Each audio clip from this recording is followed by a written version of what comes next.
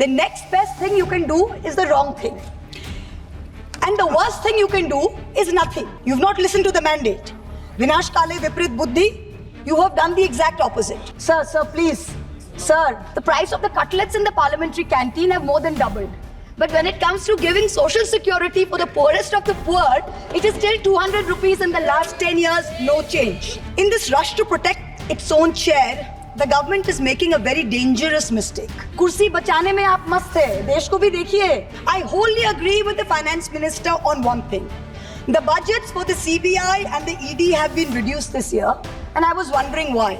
Is it because the voters didn't like the fact that you were using the CBI and the ED to go after the opposition and file fake affidavits? Or is it because you have outsourced the CBI and the ED completely to a businessman in Ahmedabad who's controlling the whole thing? ये जिस case के बारे में जिक्र कर रही हैं, वो लोकपाल पर मेरा केस है. When we talk on the governor, on the president's address, the Honorable Prime Minister leaves the chamber. Today, when we are speaking on the finance bill, the Honorable Finance Minister leaves the chamber. We members of the opposition are deeply pained by this. We hope that the government will take notice of our pain and be present in the House each time that we speak on relevant issues. Theodore Roosevelt, the 26th President of the United States, had said, in any moment of decision, the best thing you can do is the right thing. The next best thing you can do is the wrong thing. And the worst thing you can do is nothing. The Honorable Finance Minister has made a mockery of the people of India in this union budget by doing absolutely nothing. Whatever little changes are there are regressive and ill thought out. Means that the people did not want a business as usual approach. The people wanted a course correction. What have you done? You've not listened to the mandate. Vinash Kale Viprit Buddhi, you have done the exact opposite. You've kept the same cabinet, you've kept the same finance minister who's given the same shoddy budget. Sir, please. Sir, salaried professionals and the middle class are sharing a greater tax burden than rich corporates. The middle class is contributing 55% of direct income taxes under this government, up from 38% under the UPA. The richest corporates in India today contribute only 45% of direct taxes. Not only is the middle class being taxed, but now with this budget, the savings of the middle class have also been taxed with removal of indexation and with a rise in the short-term capital gains. People like our parents, pensioners, salaried middle class, risk-averse people who invested in gold, in property, in debt mutual funds, the removal of indexation has harmed them disproportionately. So the middle class has lost out. The Honorable MOS Finance yesterday, on Monday, told this House that the government has collected 8,263 crores as GST on health insurance for the fiscal year 23-24 alone. This is blood money. Our Honorable Chief Minister Mamata Banerjee wrote a letter to the Finance Minister, to the Centre, pointing out that this is a completely anti-people tax. What is life insurance? What is health insurance? It is people guaranteeing and spending money and protecting against life's uncertainties, against accident, against injury, against ill health, against death. What are you doing? You are imposing GST, same rate that a billionaire pays, the poorest middle class person has to pay. So people are deterred from taking out new policies. People are deterred from continuing existing insurance. This should be removed at the earliest. The central contribution to social security pensions has been unchanged since 2014. It was 200 rupees in 2014. It is still 200 rupees per person today. The price of the cutlets in the parliamentary canteen in the last 10 years have been adjusted for inflation with the government's approval. The price of the cutlets in the parliamentary canteen have more than doubled. But when it comes to giving social security for the poorest of the poor, it is still 200 rupees in the last 10 years, no change. In this rush to protect its own chair, the government is making a very dangerous mistake, which is it's not giving enough to protect our borders.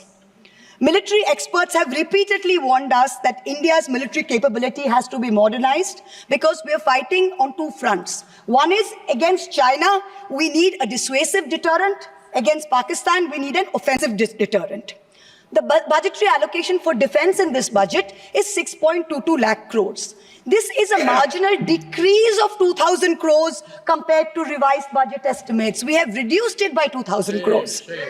This year's allocation, the budget defense allocation, is 1.9% of GDP. This is the lowest since 1960. The lowest. Shame. Despite many economic constraints, past governments had always given close to 3% of GDP, which is the universal norm for defense. Over the last decade, ever since this government's been in power, it's been hovering around 2%. We have been unable as a government to compel China to restore status quo ante-April 2020 on the line of actual control. We have been unable to deter Pakistan. In the last 2 months alone, over 50 security personnel and about 10 civilian pilgrims have been killed in Jammu. Kursi bachane mein aap mast hai. Desh ko bhi dekhiye. We need close to 3%, 2.5% to 3% of GDP to defense. This is something that the country needs to look at. Finally, I have to mention one interesting fact, and I hope that the Treasury benches will have the patience to hear me out. Please. I wholly agree with the Finance Minister on one thing. The budgets for the CBI and the ED have been reduced this year, and I was wondering why. Is it because the voters didn't like the fact that you were using the CBI and the ED to go after the opposition and file fake affidavits?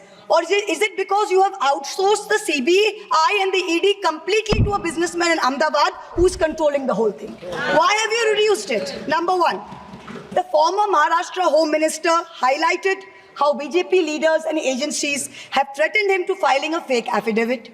In the case of Sandesh Khali in West Bengal, the women have confirmed on video that BJP leaders forced them to file fake statements.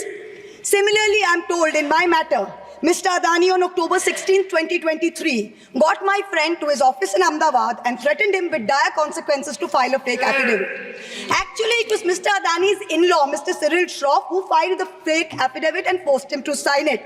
Even today, every mid-level official in Adani's office calls mid-level officials in the CBI and says, 161 statement change karaiye, aapka sir ko bulaiye, madam ke against mein statement dijiye. I am telling the CBI, why are you, madam? Please take a 164 statement once and for all. Don't keep calling back people at Adani's behest to change 161 statements to implicate me. It's going to get you nowhere. Let us reduce the CBI and the ED budget to zero. Let us, Mr. Adani, pay the full 1,500 crores. Let us outsource it completely to him. End of story. In short, this Kursi Bajao budget is a desperate attempt by the government to stick its head in the sand and act like that the mandate of 2024 never happened. सभापति महोदया, ये जिस case के बारे में जिक्र कर रही हैं, वो लोकपाल पर मेरा केस है। मेरा केस है। मैंने कंप्लेन किया है। मेरे कंप्लेन पर वो केस है। वो मामला सब जुडिस है। उसको सीबीआई और ईडी इन्वेस्टिगेट कर रही है और इसीलिए इस सदन में नो क्या, ये मेरा केस है लोकपाल पर, मैंने जो है कंप्लेन किया हुआ है और ये केस मेरे ऊपर है, इसीलिए मैं यहाँ बैठा हुआ हूँ। ये कुछ भी हो रहा है तो दर्शन हीरानंदानी को यदि हिम्मत है जिसके बारे में ये बात कर रही है, उसको हिंदुस्तान में आके सीबीआई उसको बुला रही है, वो आ क्यों नहीं रहा है?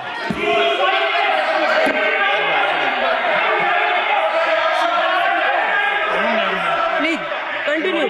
Please, Sadas, please. Please, Manini Sadas, please.